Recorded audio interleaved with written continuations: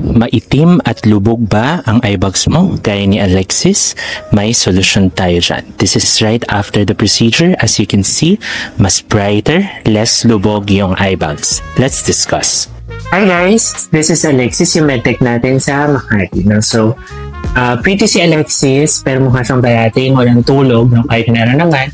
Kasi maitim yung eye bags niya, yung lubog. No? So, una sabi ko, fillers tayo kasi ayaw niya, hindi pa rin siya ready. No? So, instead, I offered the Vampire Eye Lift, the KBK Vampire Eye Lift, using the Duo10 threads. No? So, si Duo10 threads, maraming threads yan, 18 in one strand. No? So, sampasok lang siya angatagan.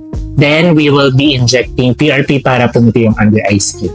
Start na tayo. This is the Duo10 thread. No? Nakikita nyo ang kapal niya. It's 18 threads, no, in one thread.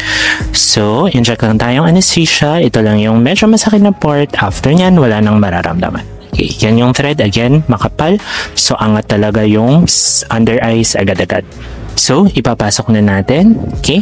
Hindi na ito masakit kasi meron ng anesthesia, no? As you can see, habang pumapasok yung thread, no, umaangat na yung under eye area. Then, we withdraw lang natin. Ayan. So, kita nyo? Angat na agad. Ngayon, mag-i-inject naman tayo ng PRP. Yan yung blood ni Alexis na pinaikot sa centrifuge. Pampabrighten yan ng maitim na eye bags. So, ito yung results ni Alexis before and after. So, kitang-kita naman yung difference sa kanyang eye bags, no? Very instant, very maganda.